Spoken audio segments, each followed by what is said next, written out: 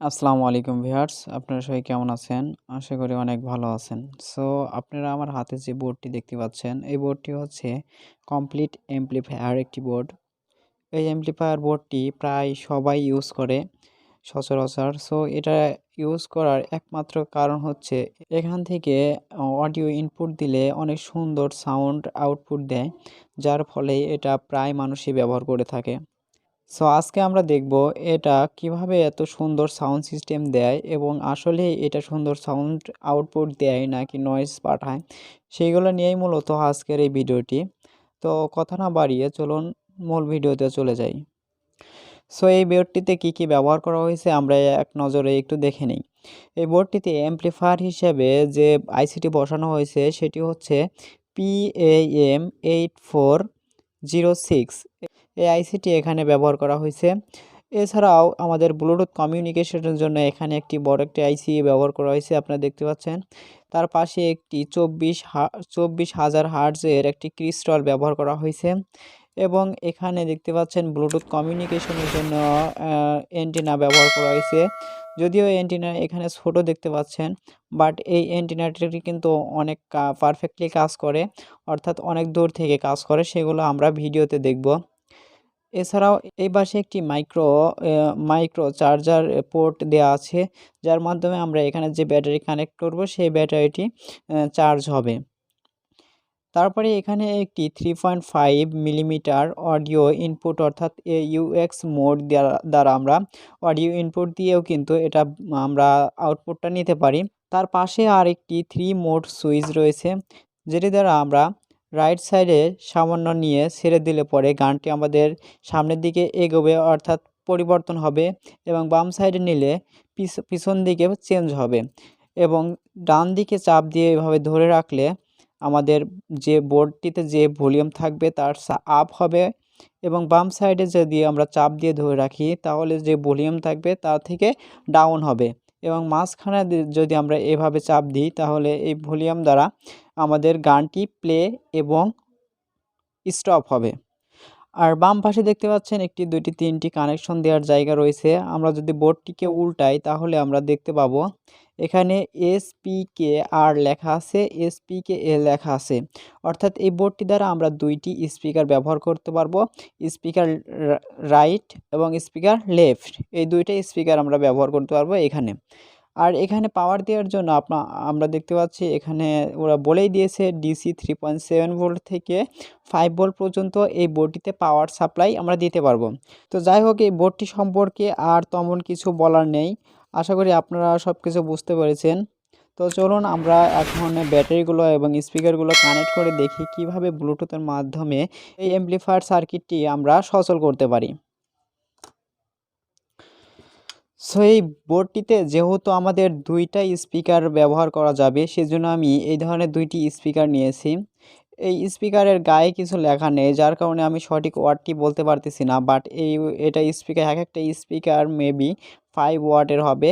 So আমি এটা আসলে বলতে পারতেছি না, কারণ এখানে কোনো ডিটেলস দেওয়া নেই। তবে আমরা এই স্পিকার দুটি ব্যবহার করলে আশা করি পর্যাপ্ত পরিমাণ সাউন্ড এবং খুব ভালো পারফরমেন্স পাবো।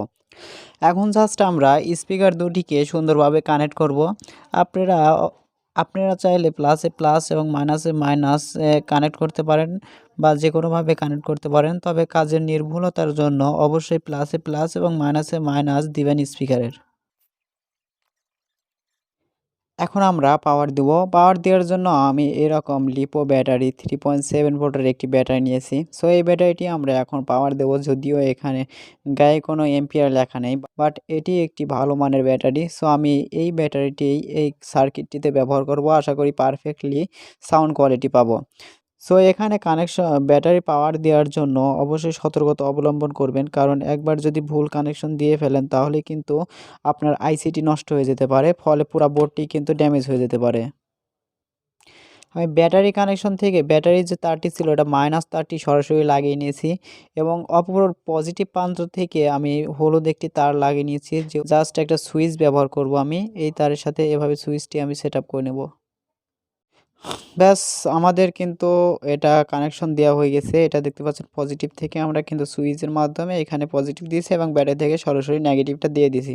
এখন যদি সুইচটি অন অফ করি তাহলে কিন্তু আমাদের এই অ্যাম্প্লিফায়ার সার্কিটটি সচল হবে এবং বন্ধ থাকবে। তো চলুন আমরা একটু দেখে নিই। সো এখন আমরা যদি এই অবস্থায় পাওয়ার দিই তাহলে দেখুন আমাদের সাউন্ড হবে একটা স্পিকার থেকে। এখানে এলইডিতে জ্বলছে এবং এখানে সাউন্ড হইছে। সো আমাদের ব্লুটুথ কানেকশন দেওয়ার জন্য আমাদের অবশ্যই এটা পাওয়ার অন হিসাবে রাখতে হবে। Power on. সো এটাতে পাওয়ার দেওয়ার পরে আমাদের অবশ্যই ব্লুটুথে চলে যেতে হবে। Bluetooth search open.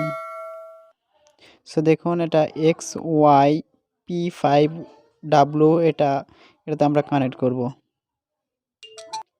সো দেখুন এটা কানেক্ট হয়েছে। এখন জাস্ট আমরা একটা মিউজিক প্লে করে দেখি এটা কীরকম সাউন্ড দেয়।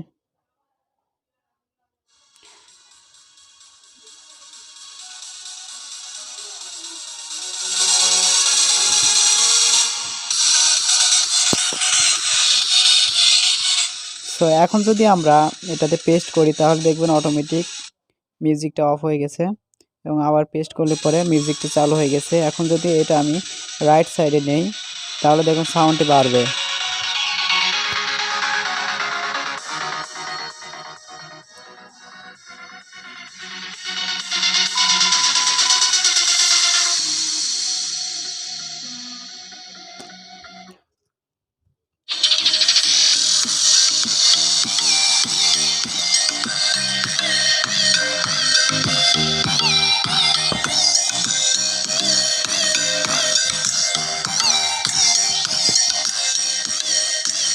সো আশা করি এটা সম্পর্কে আপনাদের পূর্ণাঙ্গ ধারণা হয়ে গেছে এই বোর্ডটি কেমন সাউন্ড দেয় এবং কিভাবে কানেক্টগুলো করতে হয়।